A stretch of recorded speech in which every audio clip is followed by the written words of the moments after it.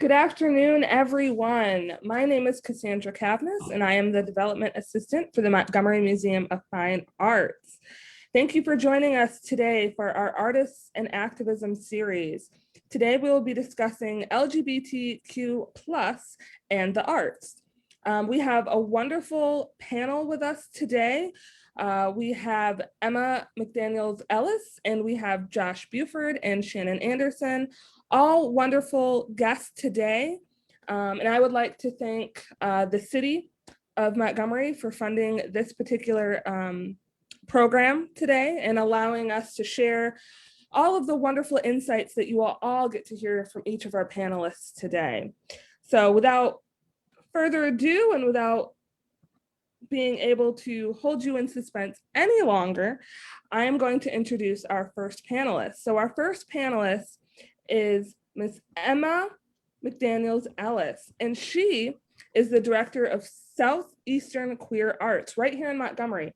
And she is actually also working with Montgomery Pride United. And what I love about this is that it is a collective of artists that identify as queer in the Southeast. And I really think it's an interesting project that Emma has taken on to be able to collect all of these artists together and to be able to show their work. And so we're gonna talk to Emma a little bit about that today. She's gonna give a 30-minute presentation, and I encourage everyone as we go through, if you have questions, please put them in the chat. We will have a 20-minute Q&A session at the end. So I will be monitoring Facebook all throughout this event. And if I see a question, I'll make sure we get to it at the end. And if we don't have time, I can always forward it to our lovely panelists. So I am going to share the screen for Emma, and then we'll get started. Hi, good afternoon. I'm Emma McDaniel Ellis. I'm the director of Southeastern Queer Arts and the educational director for Montgomery Pride United. And so I'm glad to be with you today talking about arts and activism. Why is queer art so important? Well, queer people have always been recognized, as some of the most creative forces in the art world. One of my personal favorite artists, my own personal favorite, Frida Kahlo. Oh my gosh, Frida Kahlo was bisexual. She was notorious for her extramarital affairs with partners of both genders. Her works expressed feminism, and she became an icon of feminism. She rejected the inflexibility of Mexican society, which of course was resistant to the emancipation of women. She became known as an activist for the feminist movement. Queer art displayed in galleries, in museums, and other public places can inspire viewers to re-examine their perspectives of artists in general. And when we can view art and know a little bit about the history of the person that created the artwork, and when they can come out and openly express their gender identity or their sexuality, that adds more to a conversation. And so artwork has a possibility to introducing that artist or those conversations into our everyday world. So queer art is important no matter where it's at or how it's displayed or how it's performed. If you look back, the AIDS Memorial Quilt is another example of arts and activism.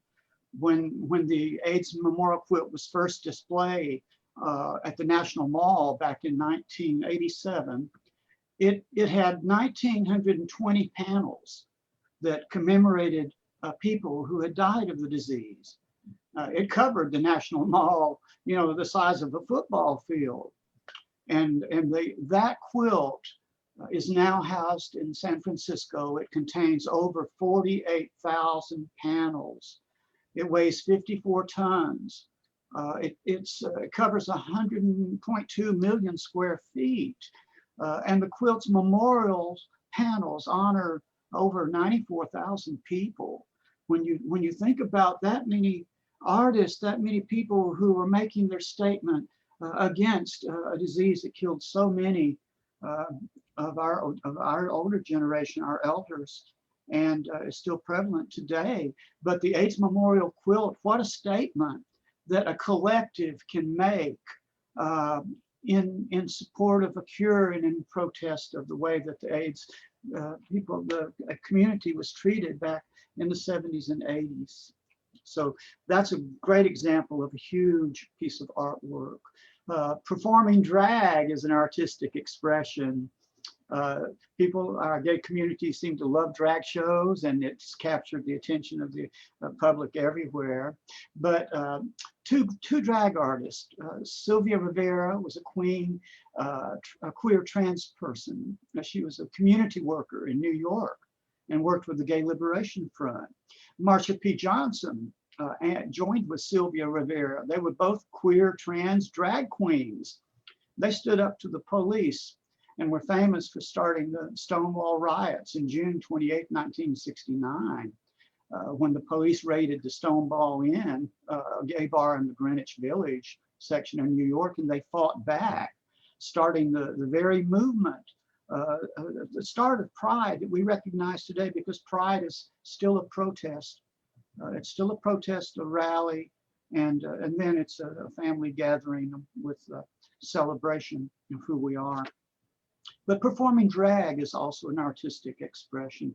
Bayern Rustin, who's so famous in Civil War history, in civil rights history, was one of the main organizers behind the March on Washington. What people don't know is that he was also an accomplished tenor musician, and he performed in a musical production. He really was known more for the work that he did helping coach Martin Luther King Jr. About nonviolence, resistance. And of course, that became famous during the bus boycotts, the civil rights movements back in the late 50s, early 60s, was nonviolent resistance. But Bayard was also a wonderful musician. Another musician that you will remember probably is Joan Baez.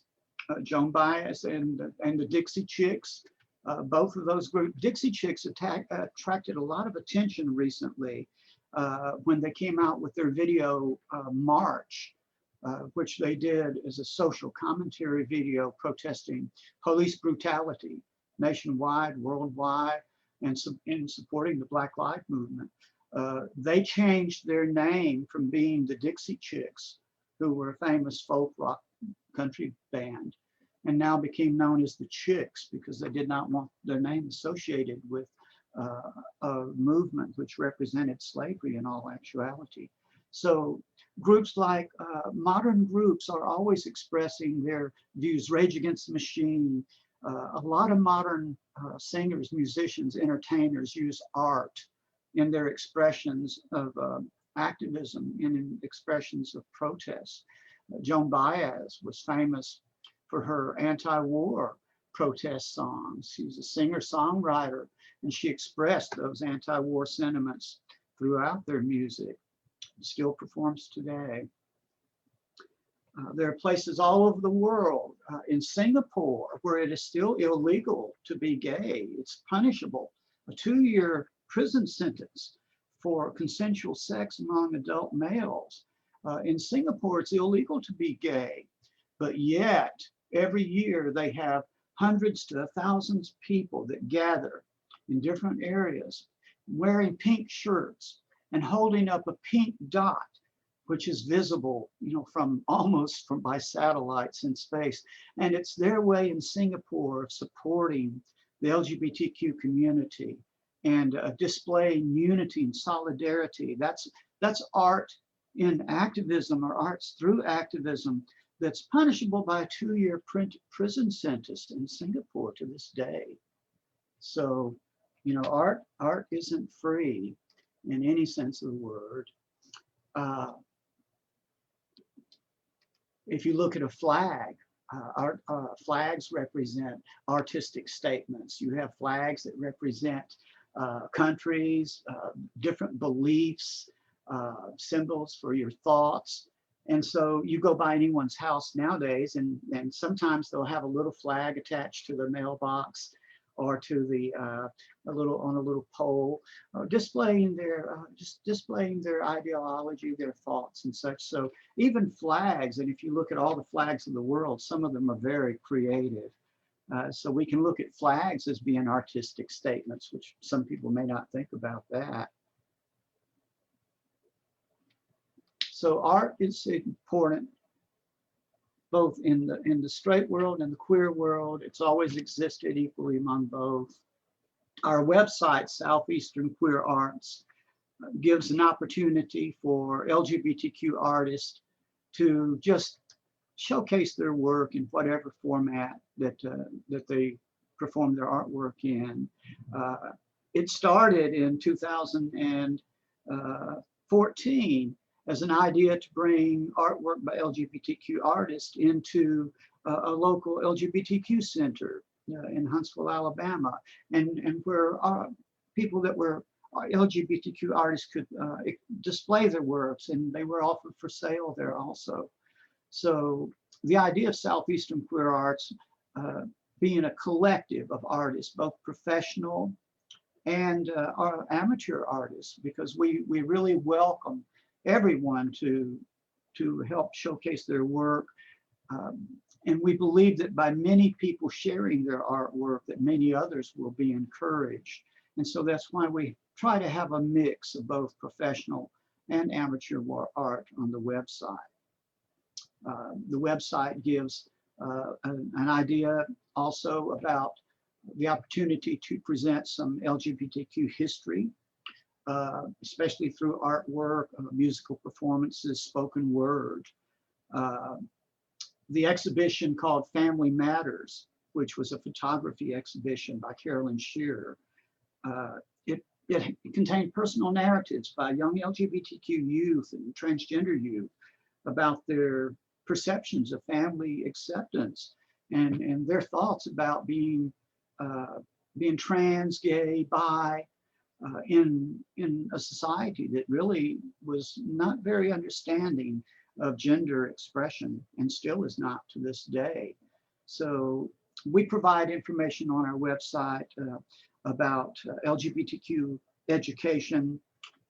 We've incorporated with Pride Radio, and we had permission to share documentaries about experiences with trans people, relating their personal experiences. So those are available on our website for LGBTQ informational purposes. We have also a poetry section. We have other categories on the website, and we always encourage people to submit new applications. So it provides an opportunity from artists all over the Southeast states, and not just necessarily from Montgomery, to participate.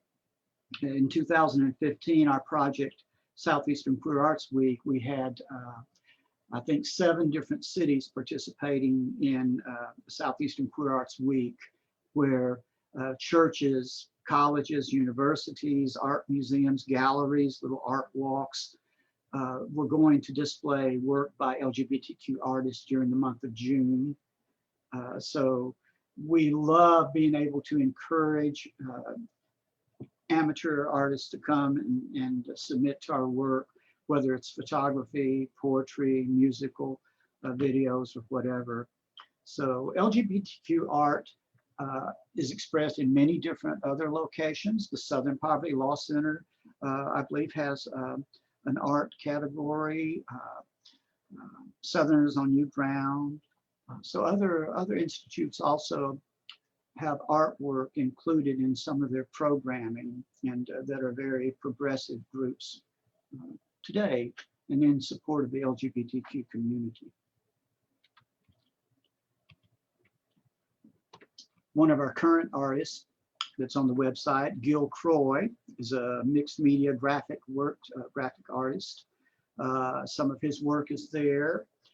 We have one of his graphic art works that pertains to homosexuality, the feelings of being gay in today's world. The website features other artwork by gay and queer persons, and photography by queer and trans people. So Southeastern Queer Arts exists as a program under Montgomery Pride United right now, and it is also an educational program. We have created slideshows of LGBTQ artwork that the Montgomery City County Library System has shared last year as part of their Pride Week.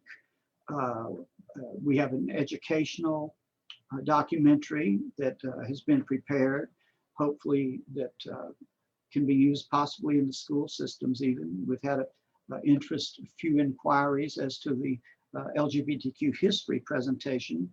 It introduces Bayern Rustin into history, who was a hidden figure that we mentioned earlier. Bayern Rustin was also gay, and that's why he could not go further with the Martin Luther King Jr.'s civil protest. It was discovered that Bayard Rustin was gay and needed to disassociate himself from the civil rights movement to avoid confrontation. So we have a lot of hidden history, a lot of the beginnings of how Pride started that are included in our website. So it's not only for celebrating LGBTQ artists, craft persons, poets, musicians, writers. It's also have a little bit of history to help educate the public about LGBTQ events. So we're proud to be working with Montgomery Pride United and to be a program there and to expand into the city county library systems and now with the Montgomery Museum of Art. So thank you very much.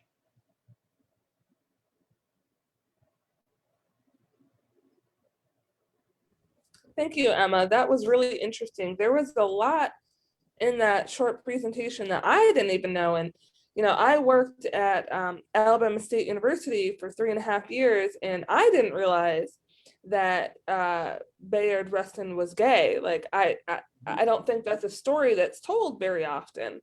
And, you know, now I feel like I need to go back and do some research, because I did a lot of research on a lot of different civil rights activists and heroes, and that just never was mentioned. And, you know, I feel like there's a lot of that happens throughout history. You know, things kind of get brushed under the carpet. People don't want to talk about it. They want to talk about the other things that they did. They don't want to, you know, tell that full story of a person's life. Yes. And I think you kind of hit on a lot of that in your presentation. So yes, thank you for that, because there is a lot of hidden history, as Joshua can tell you. that is very true. That is very true. Well, I think that's a good segue into our next panelist, which is Shannon Anderson, because, you know, we talk about understanding an artist or an activist's life in a certain kind of way, but not always the full story. And we have Shannon Anderson here today with us, who thankfully, this is her second program with us today. She did our Local Artist Live this morning. And so if you happen to tune into that, I'm sure you'll recognize her because she was there this morning. But she is here again with us today to talk about her work as an artist, but also as identifying as LGBTQ+. And so, Shannon, if you want to just give us a little bit of more understanding about why do you create your art? How do you create your art? What messages do you try to send with what you're talking about?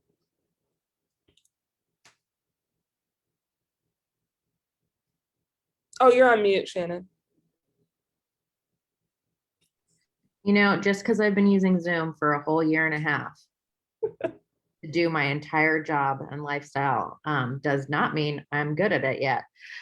Just in time to like stop using it, right? Like I'll finally be a pro and they'll be like, we don't need this anymore. So I have, you know, my background is I didn't really do art growing up. I was an athlete. It was day in, day out. It's how I lived. I played softball, which is what brought me to the South. I played for Auburn. At that time, I didn't identify as LGBTQ. I don't know what I was doing. probably what I thought I was supposed to be doing. I also apologize if one of my dogs barks, because they don't understand that I'm a grown adult woman on a grown adult call. So I made it here to the South, and I grew up in California. I made it here to the South as a very strong liberal. I finished my sporting career, kind of got involved in graphic design, and that's when I started really learning this passion I had for art, right? But I was like still in this beginning stage of like figuring out who I was as an artist and what I wanted to do. And I was lucky enough to come out of school and get a job at the Southern Poverty Law Center, which I thought I had an idea of the civil rights movement and of all of these movements that we've been through, right? But you start to realize there's such a lack in education. There is such a we're still trying to ban certain education in schools today about, you talk about Bayard Rustin, these are like things that we should just know about, right? But so I got this crash course where I met a lot of people who had a lot of deep passions, and I was still kind of graphic design focused. But I started to realize you work in a field where they give you projects, right? And you start to get real passionate about it, but you're working in a set of boundaries too. So I started to realize that there was more that I wanted to do with the things that we were talking about, but that didn't fit into my day job, right? So I was like, okay, I need an outlet. And I guess that outlet kind of started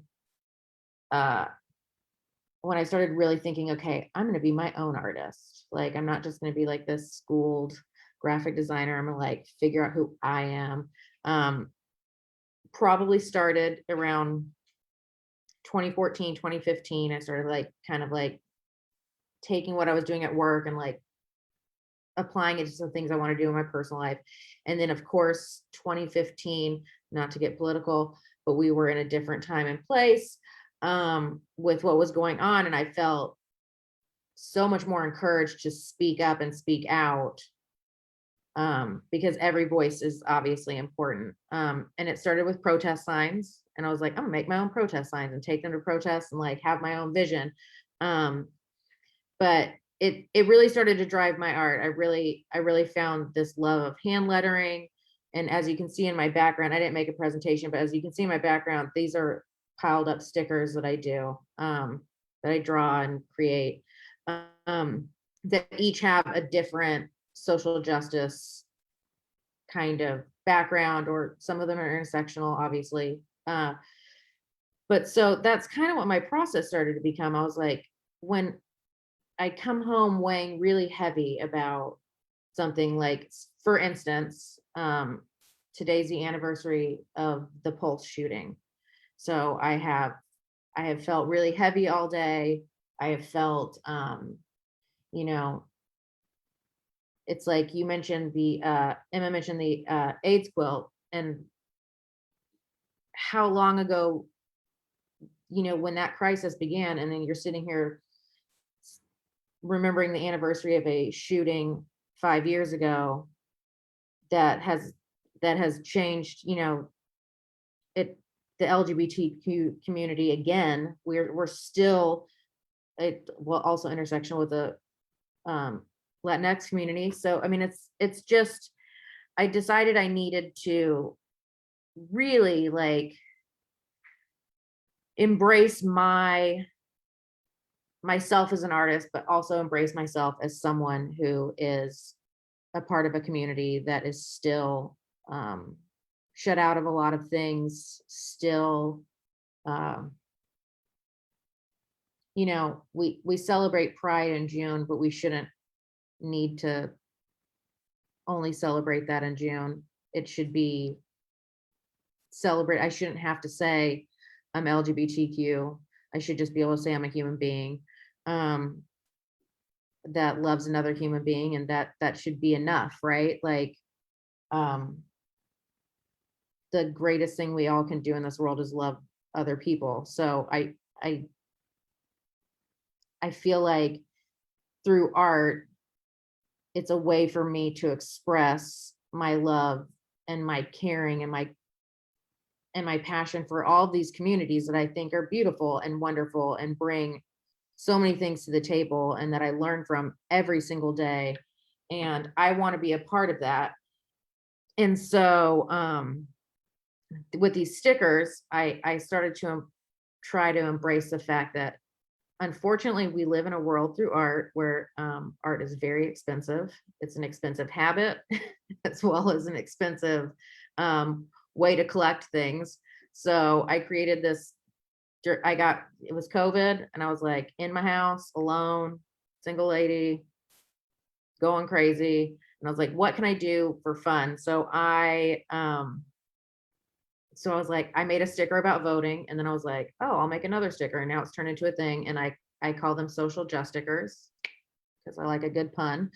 But I thought it was an interesting way for people to be able to throw them on like a tumbler or like a laptop case. Or here in Montgomery, I saw one just literally like 2 weeks ago. I was in Crew having a drink, and I went to the bathroom and there was one stuck on the, I don't know who stuck it there, but thank you. One of my stickers was stuck on the paper towel dispenser. But it's just a tiny way, one, to get art into people's hands. I sell them for like $2 a piece. So I basically like make $1 and then spend that dollar on making more stickers. It's a vicious circle. But it's a way to just get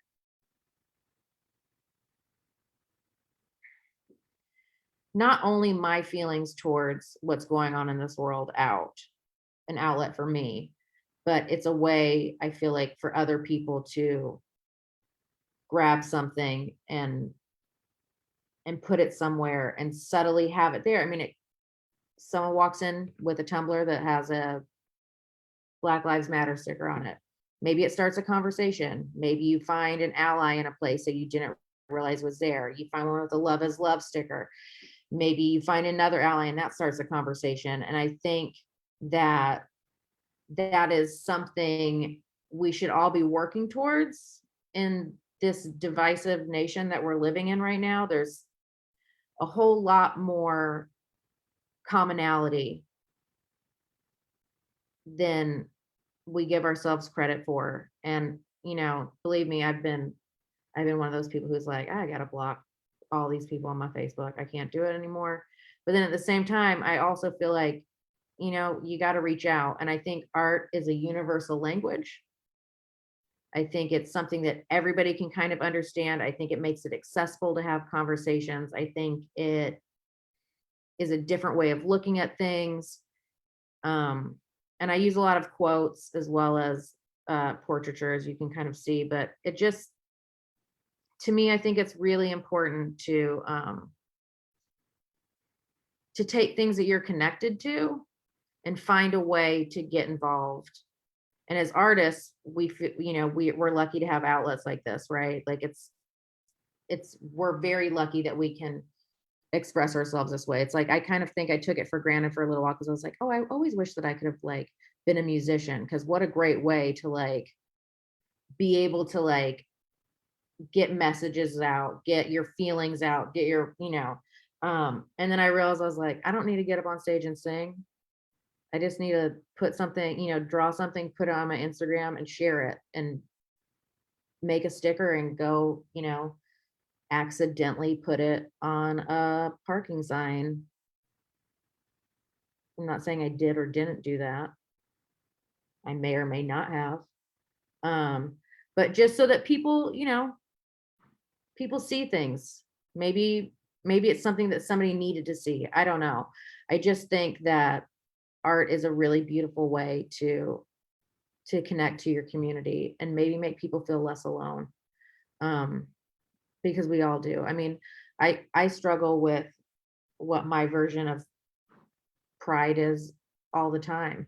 I feel like I've always found it easy to be proud of others and not always proud of myself. And so that's something I still kind of like battle with. but I've been trying to be more outspoken and more present and more active in identifying as a part of this LGBT community that we have here, because when I think about those moments where I haven't felt that pride, there's someone else walking down the street that's afraid to tell someone else who they are to the fullest extent. And there's nothing worse than sitting in a room full of people and having conversations and knowing that they don't know the full you, and you being terrified to express that full you. And I just want to try to be there for this community and be there, not just for the LGBTQ community, but for all of the communities right now that are suffering and feeling alone or feeling like they don't have someone to stand beside them. Because I am here to stand beside everyone that needs someone. And I'm proud to be on this panel, and I'm proud to be a part of what the museum's doing. And I'm proud that we have a museum here in Montgomery, Alabama, that is doing an LGBTQ panel. That's, you know, I didn't grow up in the Bible Belt, but I do live in it now. And, you know, it's an act of bravery for any organization or any human to come out and celebrate what may or may not be considered the majority, maybe, in the area that you're in. And so I feel really, really great about taking this step forward with the museum, taking this step forward with Emma and Josh, and letting other people know, because this ends up, someone sees it, and now there's another panel and more people come out and more people feel ready to share, and they ready to share their art and ready to share. And sharing your art, believe me, is like the most terrifying thing in the entire world, right? You're like, I mean, like every day when you go, I'm an artist, you're like, I'm an artist. And then you're like, you know, like you can't see behind me, but I have a bunch of Shepard Fairey posters for inspiration. And you're like, well, Shepard Fairey is really an artist, because he's like doing murals all over the world and, you know, selling art at these high prices and stuff. And I'm like selling $2 stickers. So like you get like in your head a little bit where you're like, am I an artist? What am I? I don't know. But you got to start each day knowing that we all are. There's a creative aspect to each one of us. And if we use, it doesn't matter what that is. I like to draw and use type to get my point across. That's not everybody's jam, right? But we should embrace all forms of art and all forms of expression and all forms of creative solutions to these complex problems and issues that we're facing every single day. And I mean, again, not to bring up to focus on the AIDS quilt, but like I had forgotten about that image until it came up, and it's so powerful. It's just, there's so much power in it. And I went to, there was a protest very early on in COVID at the archives having to do with police brutality.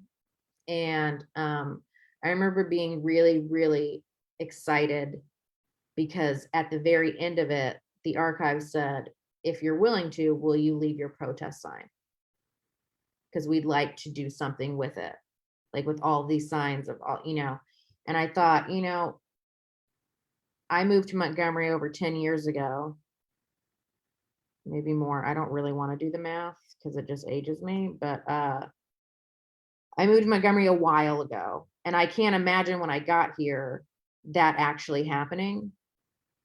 I don't remember there being as many protests downtown, as many people speaking out. So like, there's these little tiny steps of like progress and and excitement. And like, you know, I make these elaborate protest signs because like, this is what I do.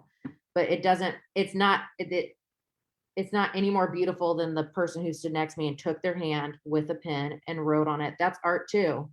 That's expression. That is, so I mean, I haven't checked back in on what they've done with that, but I'm actually really excited to see what that looks like as an entirety of display of people coming out.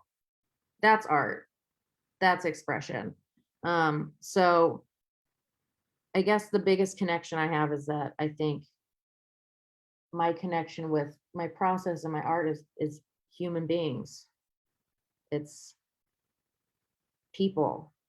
It's meeting someone who says, you know, I don't fit in, or I don't feel like I have community here, or I don't see someone who looks like me or has the same interests as me or speaks the same languages as me. It's people that draws me into wanting to make sure that I find a way to let people know that they're seen, and I find a way to let, you know, people know that we're here. We're all here. This is an LGBTQ panel, but we're also the first ones that are going to show up at any protest. You know, like maybe not the first, you know, I don't want to say we're the first, but we're going to be there. And that's part of this, right? It's an intersection. This crosses so many different lines. My story as a white female is not the same story as a Latinx female, a Black female, a male. I don't, you know, all of our experiences within this community are so different, and we're a part of history right now. And we should be telling our stories so that we aren't the forgotten stories or the unheard stories that were from, you know, when we go back in time, or like people they literally couldn't tell their story. They couldn't put it out there. They couldn't go on a panel like this. And I mean, we still live in a time where this may or may not get to someone who says, you know, I'm not going to hire you later, or I'm not going to, you know, embrace you. But like, we have made the progress where we can sit on this panel and be our authentic selves. And by doing that, we're allowing other people to be their authentic selves. So I think the last question that I have in my little outline over here is advice you would give to young and up and coming artists. Well, there's no definition to what art is. You're also not going to be loved by everybody. So like, go ahead and let rejection happen. There's going to be a lot of failures and successes, and sometimes those failures are what actually lead to successes. So I wish I had a better word for them. Maybe just speed bumps. You learn from everything that you're doing. I still can't put a full definition at 38 years old of what artist I am. I recently found a bunch of cheap, funky, old 35mm cameras, and I've been experimenting with those.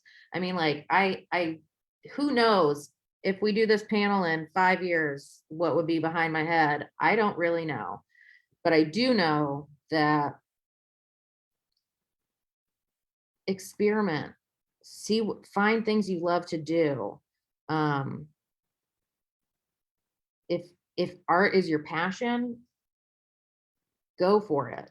Find a way to make it what you do in your life. Because I will tell you this, I spent a lot of years doing jobs that didn't make me super happy. I'm lucky enough to be in one that I love, and I love the work that we do. But even then, like I said, I found a way for another outlet. So like, just keep pushing yourself. Don't let anyone discourage you from expressing yourself and who you are. And there's going to be people who don't embrace you. But I can tell you right now, these people on the panel will, and we probably know 2 more people that will, and they know 2 more people that will. So there is a community for you in this world, and there's, you know, the ability to create this chosen family kind of life. I'm not saying you don't need your family. I'm saying, but you know, this you can find your people. So keep looking and keep pushing and keep working, because you never know. I didn't think that this is what I was going to be doing when I started my graphic design degree. I had no idea. I used to draw with charcoal and think it looked like terrible. And now I have an iPad where I can make a whole bunch of mistakes and hit undo. So like, just find what makes you happy and do it. Then we're all here for you. We're your community now, you youngsters. Come find us. Thank you, Shannon. That was really great. There's some key takeaways from what you talked about. You know, for me, really, first, embracing yourself and letting yourself shine through in your work in whatever form that takes, you know, is one, not only extremely brave, even today, but also I think is one of the best ways to really try to communicate whatever message it is that you have to say. And I think it's the best way for people to be able to receive it, right? Because it's not veiled. It is what it is. You are who you are, and this is what I have to say. You know, and like you said, not everybody's gonna like it, you know, but hey, that's life. Not everybody likes everything. You can't please everybody. So you know, I think that's really an important message to get across. And the other thing that you said was a great segue into our final panelist. You said, you know, we don't want to be invisible. We don't want to have our stories lost, right? And so our next panelist, Joshua Buford, he is the Director of Outreach and lead archivist of Invisible History Project. And so we're going to have him come on and talk a little bit about what is Invisible History Project, how did it get started, what do they do, why is this important, in their perspective on LGBTQ plus in the arts. But before he comes on, I just want to say, you know, each panelist has really kind of shown their own unique perspective, but also added on to what the other panelists have said. And so I think it's really led up to a nice closing with Josh being able to talk about these invisible histories throughout the Southeast. Josh? Yeah, thanks for having me. I'm gonna do my share screen real quick and see if that works. I hope it does. Yes. So my name is Josh Burford. My pronouns are he, him, his. I am the Director of Outreach and lead archivist for the Invisible Histories Project. We are a 501c3 based in Birmingham, Alabama, currently collecting LGBT archives in Alabama, Mississippi, and Georgia. And as of next year, we're moving into the panhandle of Florida, and then expanding our collecting into Atlanta, into North Georgia. So what IHP does is a little bit different. We are not a freestanding space. We are not a traditional archive. We act as an intermediary between the LGBT community and institutions like libraries, museums, universities, in the hopes that if we can, as queer people, locate these at-risk collections, then we're able to put them into places that are very well funded, very well established, and so we're not having to reinvent the wheel. So we locate, preserve, research, and we want to make as accessible as possible all of the community history of the LGBTQ South. We're only in 4 states, but we also run a conglomeration called Queer History South, which is a group of historians, oral historians, archivists, and community activists in 13 states in the South.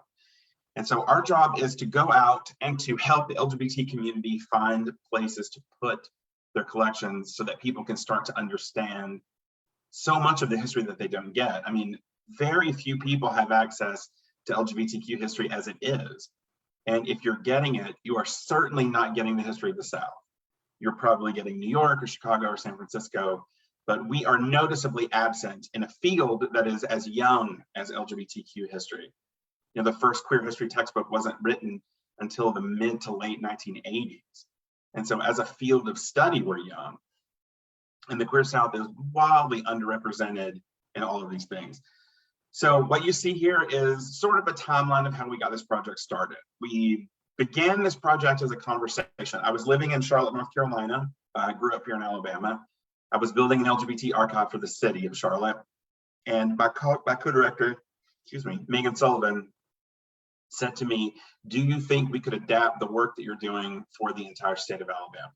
And I said, we could certainly try. We've never done a project quite this size before, and there's a lot of people that we need to talk to.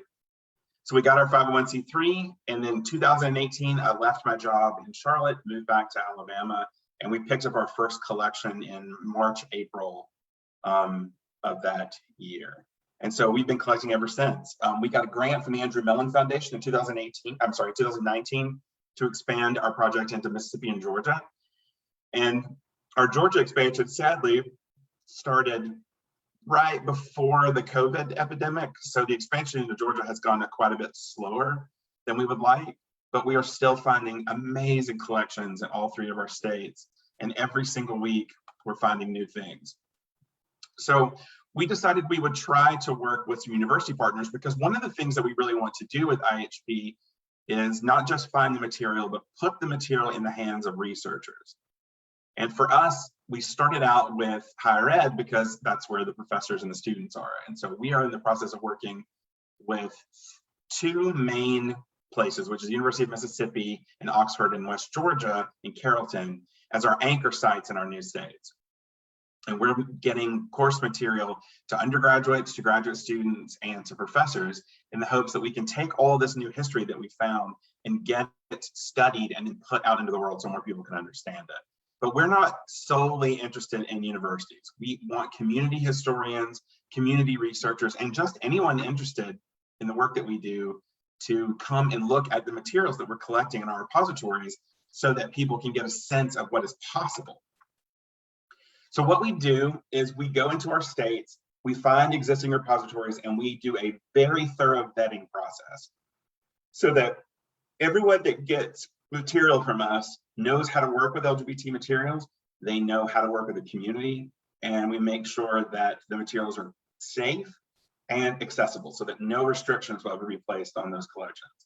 Our largest repository currently is Birmingham Public Library. They've received the majority of our collections. UAB Special Collections has been a partner from the beginning. They are collecting mostly queer health related materials, which we're hoping to get into the hands of public health master's students and medical school students. And the Alabama Department of Archives and History in Montgomery has become our primary textile repository. So all the really cool textiles, banners, drag queen gowns, dresses, Mardi Gras costumes, t-shirts, all of that is going to the Department of Archives and History in Montgomery, as well as any collections related to Montgomery specifically. So the Rustin Center and places like that would be where that material would go. We have two main partners in Mississippi, the University of Mississippi Archives and Special Collections and the Mississippi Department of Archives and History. Likewise, UWG Special Collections in Carrollton, Georgia. And so what we want to do is we want to get this stuff processed correctly. And so what we do is we take the material, we work with the donor, we find a repository that they're comfortable with, the material goes there, and then our students who are master students in archiving actually go in and physically process the collections. So the collections are ready much, much faster than would normally be. This includes digital collections as well as physical collections. And so if people have digital materials, that is going there as well. And then once it's there, and we've garnered a large number of collections, we've been able to expand into additional partners. And so you can see on this list that we're working with national partners as well as additional partners in Alabama, Mississippi, Georgia. We've collected nearly 90 LGBT collections in Alabama just in the last 2.5 years. The oldest thing in that collection is from 1912. The youngest thing in that collection is from about 3.5 weeks ago. And so we have quite a historic spread of materials. We're inching up to 40 collections in Mississippi. We'll be double that in Georgia within the next 2 years. And by working locally, we keep the material as close to its original community as possible, which is what is very important to us. Because I know that we're very fond of national museums, and we're working with the Smithsonian, we're working with the Library of Congress, they're good people. But for us, keeping the material local is so important because it allows us to affect the community where it came from the best, so that people can be inspired by what's happening locally. We are making this stuff available digitally to other partners, but we want to keep it home. And one of the things that we're currently working on is what's called repatriation, which is a process of getting materials out of national archives back into the South.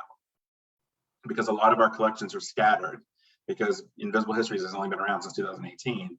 And so there was nowhere to put that stuff locally. And so it's gone nationally. And we're working with partners to make sure that stuff comes back so that people here can be affected the most by that material.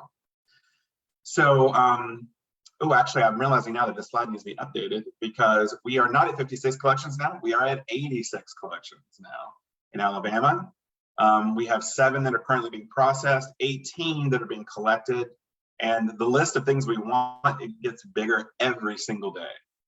The thing that we're the most excited about is that we have 3 fully digital newspapers now, Upfront, Noise, and the Tuscaloosa Free Press, which are available online. Those papers are so good, and they represent a very interesting swath of queer history, specifically from Alabama. We have our site set on a large digitization process of several additional papers and newsletters, as well as oral histories. We currently have 7 university courses in the state of Alabama that are using IHP materials as primary course study, which means that students are working with materials about being queer and from Alabama, and in a lot of cases, material that a lot of people haven't seen yet. And so on top of all that, the sort of third tier of IHP is exhibiting. And so for us, it isn't enough to have material in boxes. That's an easy enough thing to do, but that material needs to be out and in the world so that people can see it and be inspired by it. And so we are currently planning 2 exhibits, a smaller exhibit related to Birmingham's queer history that will be in Space 111 next spring. And we'll send out invites for that so people can come to it. And we're in the process of planning a very large textile exhibit with an art museum here in Birmingham, which will be an opportunity for people to come in and see textiles as art and queer artists doing all sorts of work. Mississippi is actually going quite well. You know, Mississippi does not get enough credit for how much queer history is in it. There is a ton of queer history. The first lesbian bookstore in the Deep South was in Gulfport, Mississippi in the 70s. Mississippi had radical gay newspapers and newsletters in it as early as 1972, which, by the way, they have been fully digitized, are now available online. This month in Mississippi, and I've forgotten the lesbian paper. It'll come to me. There's a fully lesbian newsletter, which is incredible. Lesbian Front, there it is. I just had to relax my brain to get it out of there. We have partnerships with the Jackson Museum of Art for a new exhibit that we're working on, and Southern Miss is providing us with archiving students. And so the process of collecting in Mississippi is going very well. The challenge in Mississippi is that because the state is so rural, it is very difficult to actually get to the donors to do the collecting. That is not a problem that we're having in Georgia, but it is definitely a problem we're having in Mississippi. We're actually leaving on Monday for a week-long visit to Gulfport, Biloxi, to bring back 5 or 6 new collections from South Mississippi. And we just got line on an indigenous Two-Spirit collection in South Mississippi too, which we are very excited to continue working on to hopefully bring back to Alabama. To Mississippi. Again, the Georgia project is going really well. We just announced this week that we have collected Gerald Bostock's collection. Gerald Bostock was the plaintiff in the 2020 case that made it illegal to fire gay people from their jobs. It's a huge get for us, but Bostock really wanted his materials to stay in Georgia. And so now they will be housed at special collections at West Georgia. Georgia has an interesting problem, which is there's almost too much material to collect, because the majority of the collecting in Georgia has happened in or around Atlanta, which has left a lot of queer history on the table. And so we're focused on places like Savannah and Columbus and Dalton, Georgia, and Valdosta, to make certain that we got a great collection from Rome, Georgia, to make certain that other parts of the state are being represented, because we want people to see that full history if we can get it into their hands. And so people are always asking us how they can get involved. The truth is archival work is pretty methodical and slow, but now that we actually have a large enough collection of materials, we are taking volunteers to come in and help us go through newspapers and newsletters to help us identify photos. Because what we've discovered about queer history in Alabama is that it's older than we imagined, it is more radical than we imagined, and it is more complex than we imagined. And so the fact that we had a Gay Liberation Front chapter in Auburn as early as 1973, when that group was founded after Stonewall in 1969, says a lot about what was happening in Alabama. That we were not behind the times, that we were not being left out, that we were radical in organizing ourselves. That Birmingham opened an LGBT center as early as 1978, with a physical space that opened in 1980. And again, as we're fond of saying in IHP, it's not a competition, but if it were, we'd be winning. We opened an LGBT center in Alabama 5 years before the LGBT center in New York opened. And so that's something that people should be proud of. That while we have had difficulties because we have probably more churches than grocery stores in a lot of places, that has never stopped us from organizing. That organizing as queer and trans Southerners was very Southern, that we used our existing networks, that we used our existing resources, that we fought locally. And while we wanted to be a part of a national conversation, especially during the AIDS epidemic in the 1980s, we were too focused in a good way on what was happening in Birmingham and Montgomery and Mobile and Huntsville, because we were trying to save our own people. And so that's a history that we want people to see. We want people to know that it exists, and we want them to be proud of that history, because it is a history that is worth being proud of. And I think so much of what we're talking about here, if we're talking about expression, if we're talking about creating, if we're talking about what it means to take your internal identity into an external identity, then the artistic applications of that are almost unfathomable. You know, the thing that we press people so hard to do now is, and please let people know that we want them to do this, don't print vinyl banners, because vinyl banners are not archivable. They disintegrate and they smell and they're disgusting. But what you can do is go to a Home Depot and get a big giant drop cloth paint sheet and paint a banner for yourself and carry that everywhere you go, in your pride festivals, in your marches, in your parades, because we have pride banners in the collection from the 60s that look, they were made yesterday. And that is a way for you to express yourself. Make a t-shirt and wear it. Make stickers and put them places. You know, go out into the world and show your identity, because again, the queer South will never really understand who we are until we start to understand who we are and where we've come from. We don't need New York to tell us how to be gay. We don't need San Francisco to tell us how to be trans. We have all of that right here. In fact, there are more gay people living in the American South than any other part of the country. 33% of the entire population of queer people live in the South. There are more trans kids living in West Virginia than in California. There are more queer families raising children in Mississippi than any other state. That is the South. That is who we are. And our history allows us to see where we've come from so that we can imagine what it looks like moving ahead. Because as I'm very fond of saying, nobody wants to be the first of anything. It is too difficult. But you don't have to be, because every one of us comes from a very long line of queer ancestors and siblings that have done a lot of work that is very useful to us in our present moment. I mean, you look at we have a trans newsletter from 1978 in the collection.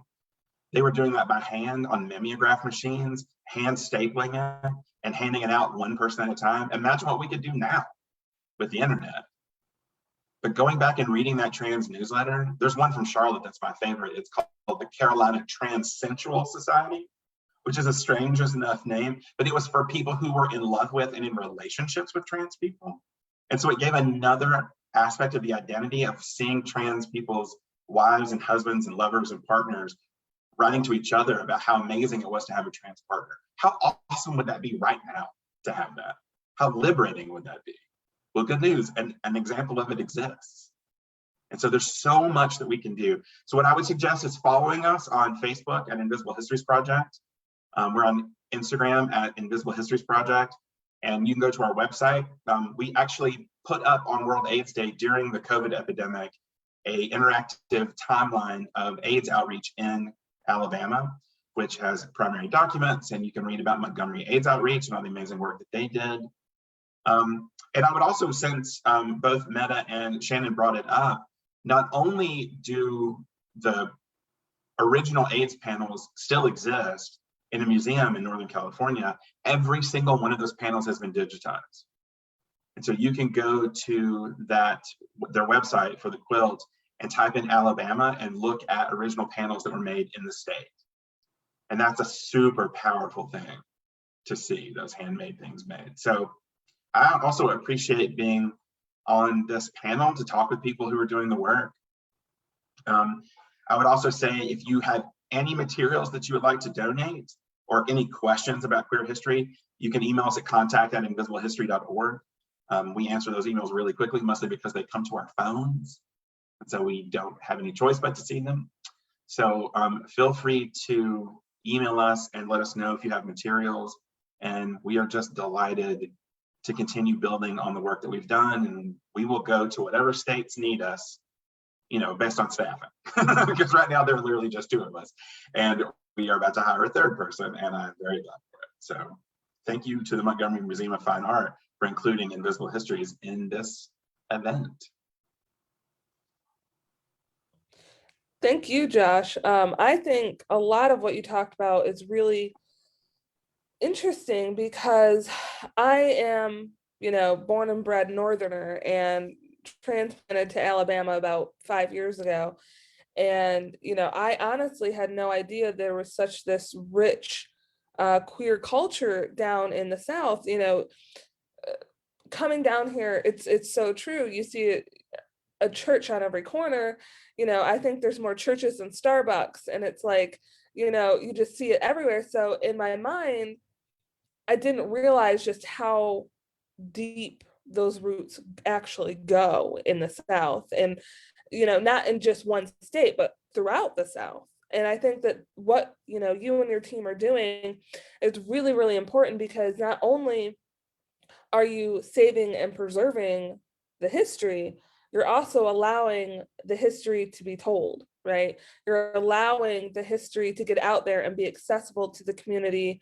And so that way that those people who are still living in those communities can be proud of what their ancestors did and can, you know, understand the sacrifices that it took for them to do it. And I think that's a beautiful thing. One of the things that you talked about was the textiles. I know Ryan Blocker at the Alabama Department of Archives and History, and she had mentioned that you had gone down, I think she said, to Mobile to get a bunch of textiles from down there. Is there a plan to be able to see these textiles in some kind of, you know, large exhibit in Alabama? Yes, there is, and we haven't. I mean, I'll have to be just a shade vague about it, because we haven't made the official announcement yet. But we are currently planning a 6,000 square feet textile exhibit that looks at the queer history of Alabama and Mississippi told through textiles. It'll be the first exhibit of its kind in the American South. It'll be one of only 3 exhibits of its kind ever in the US. But part of that exhibiting will be that we're going to be going in with a queer photographer and taking photos of all the textiles. And so people will be able to go through our website and then look at each of the textiles in depth and see the amazing amount of work that goes into making banners and dresses and costumes. And yeah, it's got me. We will make this announcement very soon so people can get specifics, but it's coming soon. And I can't wait for people to see it. It's going to be a knockout. The other thing I wanted to say too, because you mentioned it, is that, you know, we have this idea in our heads about how our community, all of our communities are organized. And wrongly, I think we organize communities around like high profile celebrity leadership. and it doesn't really tell the full story. Like, you know, I was told one time by an older activist that, you know, Rosa Parks did an amazing thing, but she didn't do it alone. And I think that's one of the benefits that we have in the queer community, is that, with the exception of maybe like Harvey Milk or a few people like that people recognize, we have all these amazing people that work together, and putting their material into boxes is an important step, because archiving for us is an act of resistance. It is an act of political resistance. Every single gown that we put in a museum is an act of resistance, because it means that we are not going easily to becoming invisible. And so every piece of our history allows us one step ahead. And I think that that's what is missing from a conversation about archiving and art in general, is that it is an act of political resistance to put yourself into the world and your materials into the world. Because I know it's no small thing to ask someone to turn their entire life over to invisible history. Their photos, their love letters, their, you know, the things that they've created for the life that they've made of themselves as queer people in the South. But every single one of those things has the potential to inspire. And I think that that's why it's always worth it to do it. I think you just made a really important point, not to like barge in, but Oh, no, go ahead. but about you know, how we rely on like celebrity, like people to lead these movements or to be the face of a movement or whatever. But I think it's so important what you're doing to gather these stories of people's names you might not ever have heard of, people's names you don't necessarily know, people's names that it's not even their name that matters, it's their story that matters at this point, right?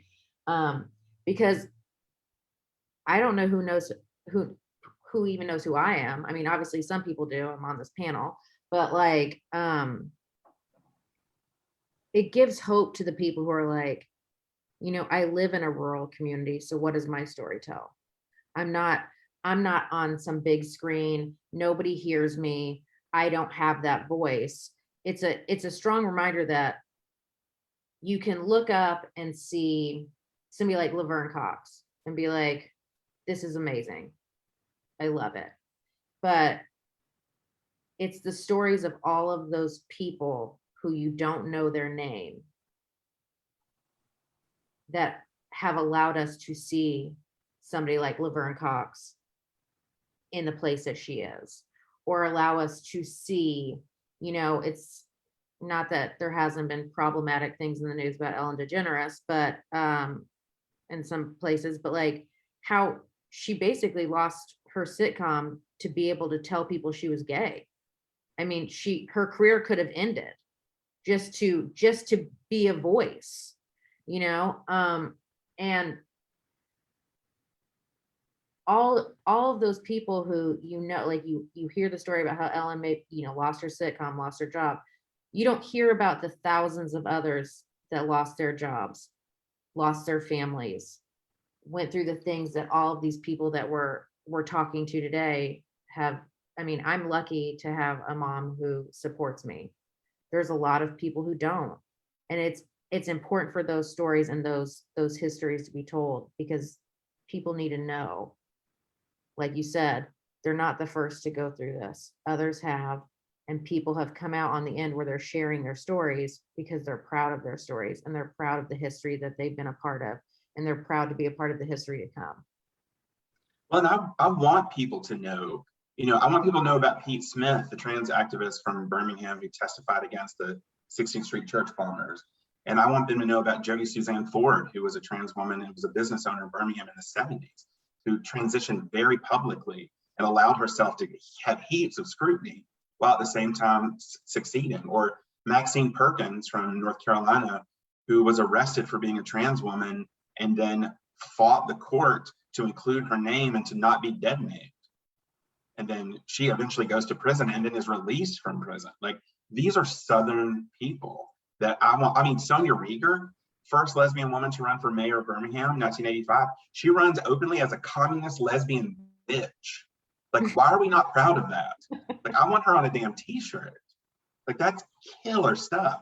Or Ron Julian, or I mean, I could think of 1,000 people from Alabama and Mississippi that I am constantly inspired by. And this is why, for me, like, it's why the kind of work that we're doing, it matters, but it also matters in the sense of like recontextualizing. Like we had a long talk with the Birmingham Museum of Art about why it was so hard to find out which of their artists were queer. You know, like, why are we not keeping that data? Like, it should be, someone should have that as part of their identity so that we know, you know, what has inspired them. And that's, I mean, there's so many layers to this. It's part of it is because we don't know it. Part of it's because we don't have it and we're collecting it. And part of it's because it's just straight up hidden. I mean, we've called ourselves invisible histories, not because it doesn't exist, but because it is right in front of us and we don't know how to see it. And so it's our job to make that visibility happen, and we have to fight like hell to get it. But I mean, it is absolutely worth it. I mean, Emma knows, and we've had this conversation a million times. Shannon, you mentioned earlier about the ability today to access information. You know, you just go to the internet and look it up. Of course, those things didn't exist in our youth. We relied upon making our handmade posters, our own protest signs, printing flyers out that we distributed among groups of our close trusted friends. Whereas today's youth has the access to information that was unimaginable in our youth. When I came out to my parents in 1960, as being someone that identified with a gender other than the one that I was born with, what do you think was available in Alabama for resource material? Absolutely nothing. Not even the doctors or psychiatrists or the counselors had anything to rely upon back then. But today we have so much access to the information that's so readily available just by research. And what Joshua is doing is researching, you know, our LGBTQ hidden histories. And we research all the time about hidden LGBTQ artists so that we can become inspired. And we research people around us today in our own community to find out what they're doing, what they're supporting, you know, how they're expressing themselves, whether it's through poetry, making stickers, protesting at the state capitol, rallying on those marble steps so many times. So yes, we have a very rich history between all of our different aspects and all of our different contributions to not only the LGBTQ community, but to society in general. And there's such an interesting balance to be had between the tragedy that our community has faced and the joy that we have experienced being queer together. Because, you know, to your point, Emma, like in the 1960s in Alabama, you come out as a, you know, as a trans person then, or gender nonconforming person then, you're right, your only option probably would have been, like, they would have locked you up in Bryce in Tuscaloosa on a good day. There was no, you're still a decade away from the first queer publication in the state, right? And so those two things are connected to one another and allow us, to your point, to move ahead and then to inspire people with both of those stories. Like the horror of not having physical agency with the power of what it meant for a student group at Auburn to produce a radical anti-assimilationist, burn everything to the ground newsletter in 1973. Like those things are not at odds, they're just part of a spectrum that I think, you're right, it's not that we don't understand it so much as we can't conceive of it, which is somehow even worse. Because if we can't conceptualize ourselves as a part of something bigger, then we literally never will. And I think that's why the work that you all do at the Rustin Center is like so important, because you're doing intersectional work from the jump. Like you're not just doing one thing because you understand that there's queer homelessness, there is a lack of access to the internet and health, and you're providing something. What you all are doing at the Rustin Center to me is old school / new school Southern queer organizing all at the same time, which I think is genius and a part of something beautiful. It is, and it took a lot of people cooperating together. It took our own chosen family to create something like Montgomery Pride United and the Bayern Rustin Community Center. We surrounded ourselves with people who were aligned with similar goals and ideas. And of course, strength comes in numbers. And so the more that we can be open and honest about who we are, what we do, where we want to see our society go in the future, and when we can help people find the resources to join in with that journey, it also gives them some of the materials that they may need as their personal arsenal to help protect their own, individual selves by coming out as being gay, queer, trans, coming out to the public, which is, still so difficult to do for many today. Our LGBTQ youth, I believe, have a slight advantage in coming out to the public because of their social media and all the support that they have and the readily available research. But for many elders, coming out to the world, even just a few years ago, coming out as gay to a world that you may only be associated with in a political sense or a very high holding corporation job, can be difficult to come out as gay. And so there's still a lot of gay people that really haven't come out because they're afraid of the prestige that they may lose in their job or their self-esteem and such. So that's a problem that still exists today. Yeah. Cassandra, you better ask us questions, otherwise we'll just keep talking. Well, actually, you've hit on almost all of the questions that I had prepared. So, I didn't even need to ask them. It just naturally flowed into the conversation. But there is one question that I think I would like all of you to answer, and that is, what would you like to see in public institutions like museums so that we can be more inclusive of this history? Jump in, anyone. Well, I think that exhibits, celebrating queer artists. I was mentioned earlier that, we need pride all year round, not just in June. We need to be proud of who we are, what we've accomplished, where we've been, where we're going. That's something that we need to celebrate all year long. And you can celebrate it through our art, through our expression, through our politics. Someone once asked me one time, they said, how can you change the world? No matter what you do, whether it's talking to groups, whether it's speaking in church or speaking at political organizations, they said, how can you change the world? And I said, you really can't change the world, but you can change the hearts of one person at a time. Just change one heart by letting them get to know you as an individual. Introduce them to the LGBTQ community. Let them see that there's more depth to our LGBTQ community and to our society. There's more depth to us than what's portrayed on social media, than what's portrayed on television, in theater and such. We're all individual, unique, wonderful spirits, and we have so much to share with one another. And so all sorts of these formats that are being provided nowadays helps us to educate not only the public, but sometimes to educate the educators, which is a phrase that Meta and I use often when we're speaking with counseling agencies, social workers and such.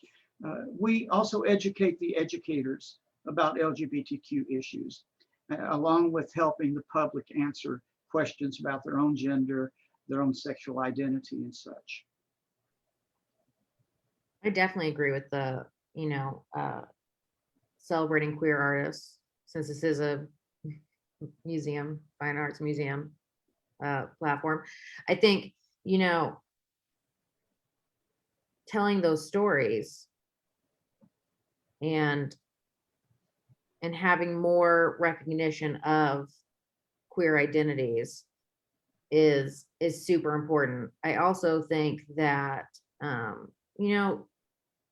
just reminding people that the largest fight that we as a community are really facing is the ability to just love. That's what we're asking for. We're asking, which down to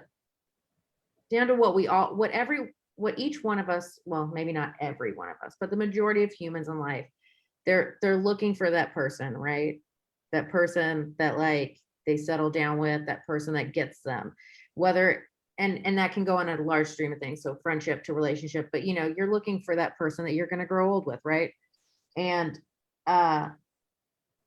So as a person of this community, I'm just asking you to understand that I want to love someone else. And you might not understand why it is that I love another woman, but I do. That is who I am. I am attracted to women. That's who I see myself with at the end of the line. And we're also asking for the ability to just love ourselves, let our children love themselves, whether they're non-binary, whether they're gay, lesbian, bi, trans. We want the same rights that you do, but like it's always mind-blowing to me when you're just saying, why are you so mad at me for loving someone? Like, at the end of the day, if there was more love in this world, the things we could accomplish as a society, the things that our kids could avoid going through and their kids could avoid going through, if we were just more open and loving towards one another and caring towards people in our community, regardless of what they do behind closed doors, regardless of what they look like, regardless of what they like. To me, it's such an easy answer is to say, celebrate these people who are fighting for love. They're fighting for the ability to be themselves and love the person that they want to love, whether that's loving themselves on the inside or loving people on the outside. That's what we're asking for. So, you know, we shouldn't have to build a 40-year invisible history of the fight for love. That seems, you sit there and you go, that's so mind-blowing, right? The fight to be who you are. It's bananas. But I think that if public institutions just embraced the community in a more open sense, where people felt safer in everything that they did, whether it's going to a museum, whether it's going to their local restaurant, I've seen a lot of like great beer companies coming out with like pride cans and different things, like there's just, if we as a society just recognize that people exist as who they are, and that's all that you need to do, then maybe one day we wouldn't have to have like a flag hanging to know that was a safe place to go into. We could just go into places, and I think this whole history is what is part of getting us there, right? I hope so. That's what we're trying to do. I mean, I'm just ready for institutions to get off the sidelines. Like you have a space, you have freedom, you have all of this expression. This is museums and libraries and archives and higher ed. Like for a long time, people have, to me, institutions have sat on the sidelines, waved a rainbow flag at us in June and October, and occasionally let me teach a class in queer history someplace or whatever, and then they're good. And so, I mean, that's fine, but like I need people to get off the sidelines and get into this with us. If you have a building that has art in it, why is that art building not openly encouraging queer and trans people to come and use it? It doesn't have to be a special exhibit. I mean, I love an exhibit, and Lord knows we're curating plenty, but like it doesn't have to be a special exhibit. If the museum is, or the library is affirming of queerness, then they can be celebrating that a lot more often than they are. I mean, I think about like, I can't think of the word, Cassandra, but for the standing collections, right? Like the collections that are always there, the permanent collection, that's what I'm trying to Permanent, yes. Yeah, sorry, I couldn't think of the word permanent. Permanent collections are on walls and they have labels next to them and they're telling you things about the artist. That should say, lesbian artist, insert name, did this picture of flowers and it was done in 1912 or whatever. Like, it doesn't have to be a picture of a gay daisy or whatever. Like, it's just a thing she did. And so like, let's put that identity up on the wall so that people can see it. And so I'm constantly annoyed at how people want to get in the game, like either when it's convenient or when it is, like expedient for them. The other thing is, the reason why queer Southern spaces have been so important to us is because we have used spaces that have allied with us. Like, it can't always be on the Rustin Center to be open 24 hours a day, 7 days a week for people. That is not fair. It is not right. And it doesn't make sense for what they're trying to do. So we have always held meetings in synagogues and churches and museums and office buildings. And those spaces should be, that should be common knowledge in the community, that if you are a little tiny group and you want to have a meeting and you want to have it on Wednesday, but the Rustin Center is all full up on Wednesday, but they should be able to pick up the phone and call the Montgomery Museum of Fine Art and say, hey, you got a room, we can put this meeting in. And they should be told yes. And that's true in higher ed. It shouldn't just be for students, it should be for the community people too. And so for me, I just want people to be more participatory, because, you know, I love Pride Month. I do. I love June. I love putting on my pins. I love Queer History Month in October. When I'm constantly talking about being gay to people, that's fine. That's what I signed up for. And that's all great and fine. But like, we're doing Invisible Histories Project for queer people. We're doing it for trans people. If straight people want to learn about queer history, then go to a museum, like pick up a book, do some work, because we're doing this for us. And if there's something that you can learn, which there is, by the way, it's, you know, plot twist, there's plenty to learn, then you should be doing the legwork to learn that, because we're not doing this for you. It's the thing that annoys me so much about these conversations about allyship. Allyship is not a flag. It's not even really necessarily just showing up, it's doing the work, because I can't be in every room. Emma can't be every trans person, because it's not fair and it's not right. And so do the work, support us when we're not around, and then, you know, and then we're having the potluck, you'll get the invite. And that's the thing that really, really frustrates me right now, because I am always queer first. And I say that from a huge position of privilege as a man who is white and who grew up middle class. But I put my queerness at the front of myself because it is important to me to walk into rooms queer. And I get annoyed when people don't see me as queer. Someone the other day asked me if I had a girlfriend, and I was so offended. Not because I don't believe in straight people, but because I'm not. And I was like, wow, what was I doing today that I walked into this room and seemed like a straight person to you? And so I want to be queer in all of my spaces. And I want everyone to have the freedom to be as queer as they want to be without fear of reprisal, every single place they are. Work, on the street, at a Zaxby's, like wherever the hell it is you are being gay, go on and be gay. And then we'll wave our flags in June, like we were supposed to. And then straight people should buy us ice cream during June. That should be the payment. If you see a gay person or a trans person in the world, you have to buy them ice cream in June because it's hot. So I challenge your audience. Buy ice cream for gays. That's all I'm saying. It's not all you have to do, but yeah, let's start. Well, it's also like this comes with every history month, right?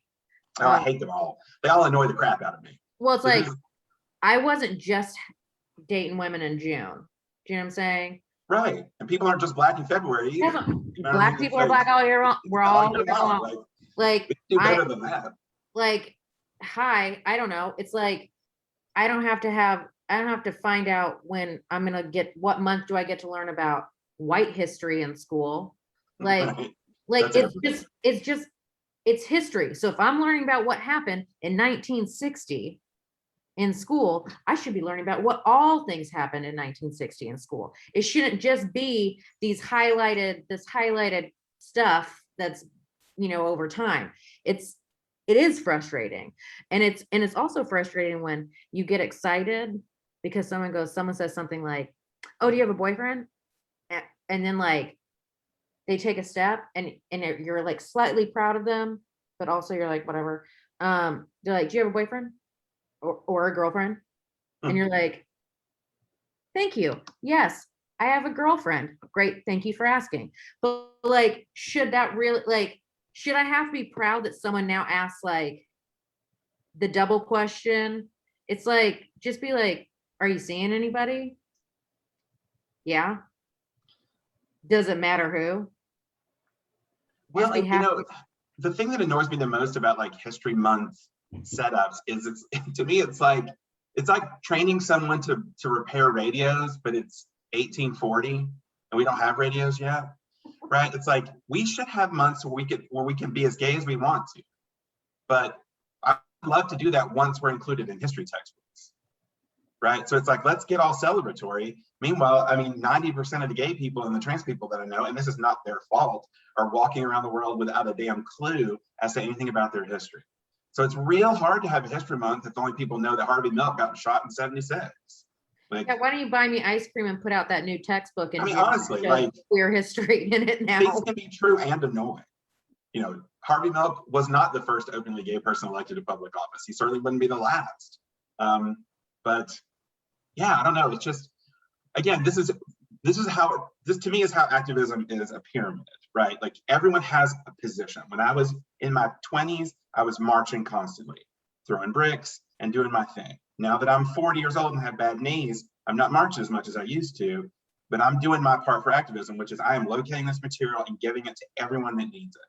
And so we can do that so that the Rustin Center can provide services for people, so that young people feel inspired to become artists, so that the art goes into a museum. Like, it's all a part of a spectrum of how we have always supported each other in the South.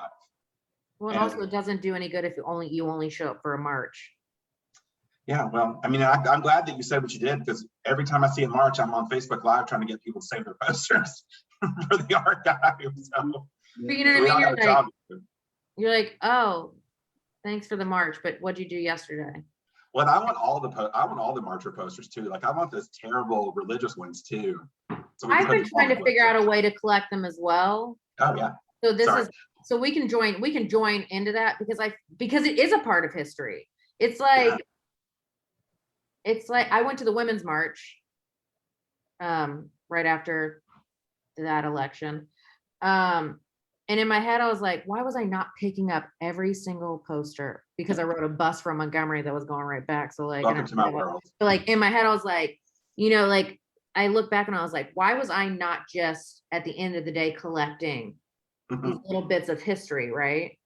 And these different perspectives of what they were saying on these posters. And like, because that's important too, right? It's like, I come in and I say something like tear down borders at an immigration event, but then somebody else says something else, right? Like, and they're all a part of the action.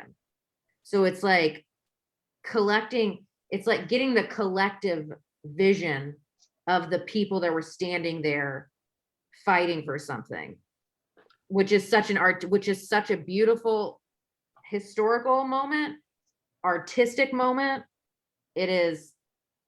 It crosses so many boundaries and reaches people in so many different ways. And everyone is reached in a different way. So like, it's so important to me to like, but then I get real involved in what's happening. And then I'm like, I get home and I'm like, oh, I did it again. Cassandra, we are fully off the rails at this point. So it's okay. I was about to bring it back. Chains. So one of the things that I think I hear all of you saying is that it's important as institutions to do the work.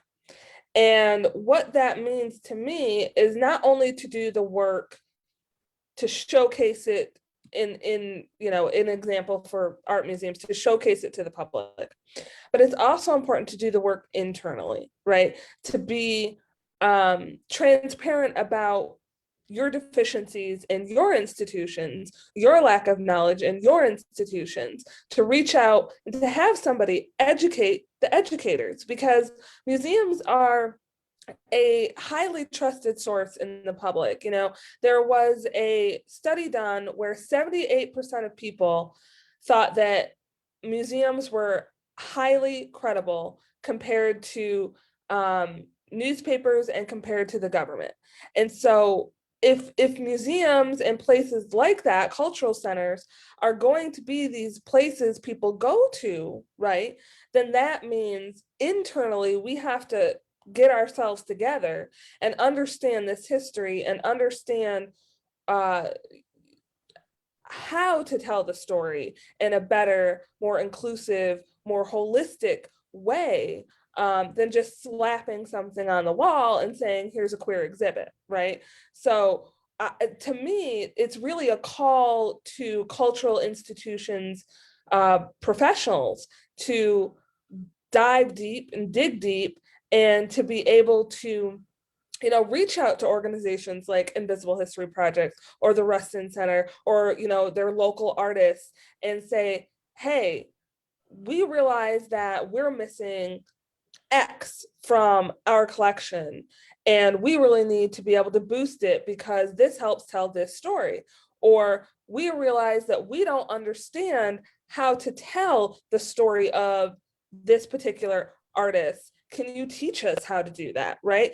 So to me, what I hear is that not only does it matter for public institutions to do the work publicly, but it's important for public institutions to do the work privately. And that's something that I know at our museum, we are fully dedicated to doing that work on various levels, not just LGBTQ, but race and disabilities. And we're really trying to start an initiative to kind of be more inclusive and more welcoming.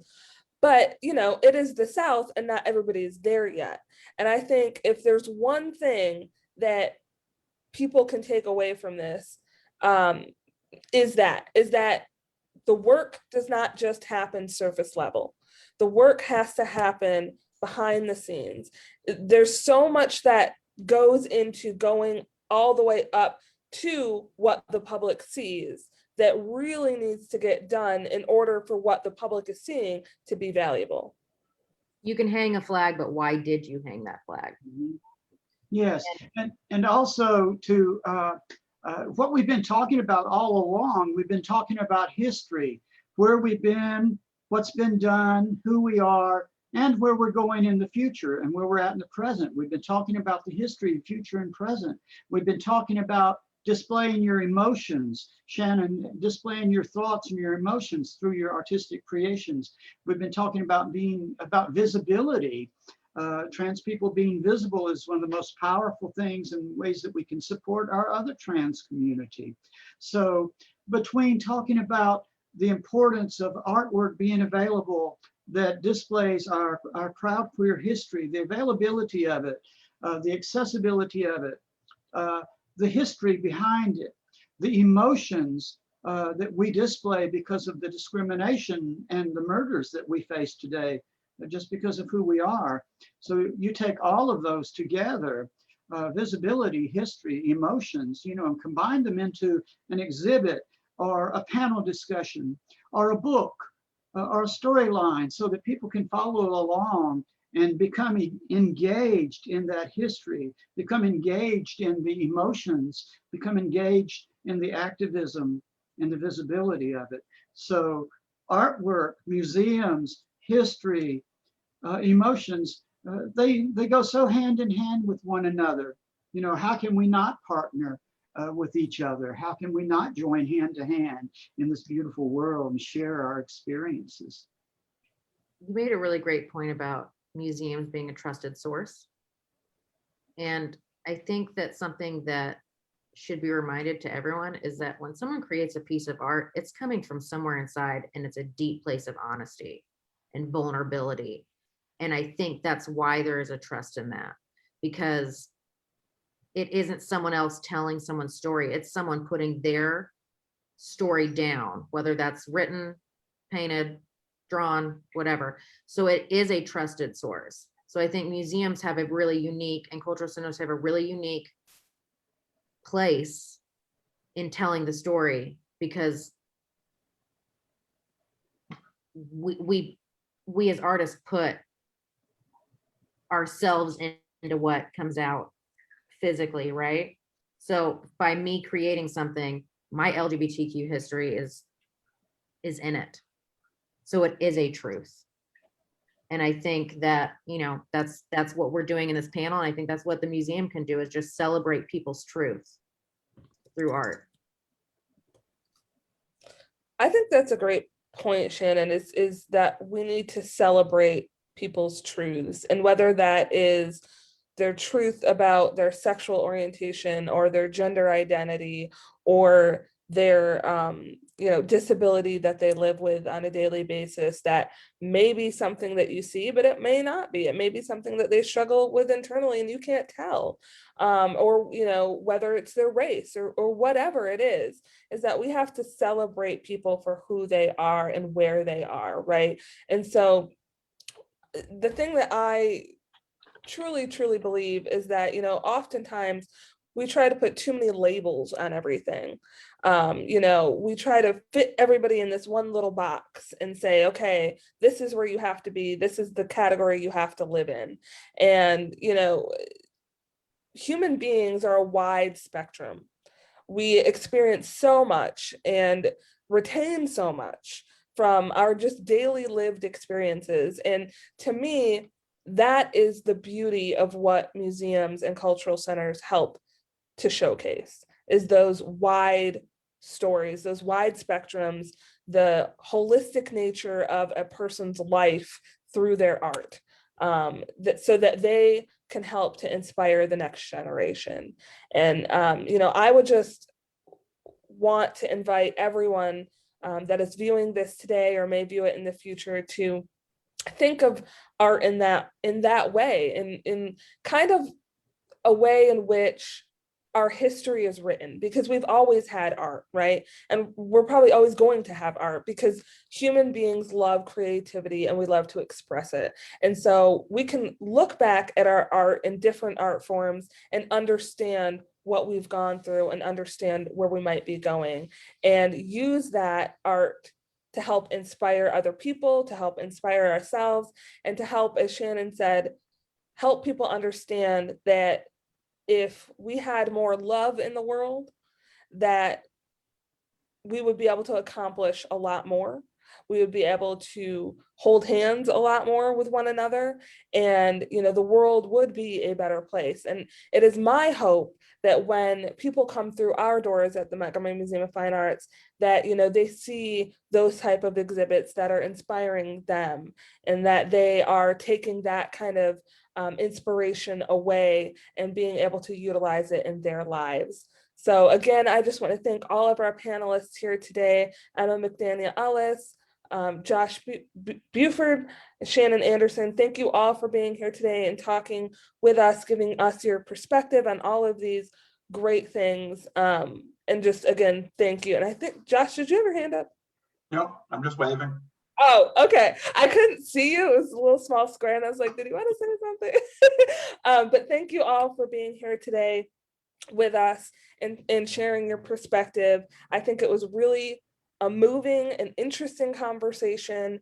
And for anybody who is viewing this now and knows people who wanted to view the panel but were unable to, we will be putting this on our YouTube page. So it will be available later as a resource if somebody wants to use it, or just as, if somebody wants to view it later just to understand the conversation that happened. So it will be going on our YouTube page. And again, thank you to our panelists, and thank you to the City of Montgomery, and have a great afternoon, everyone.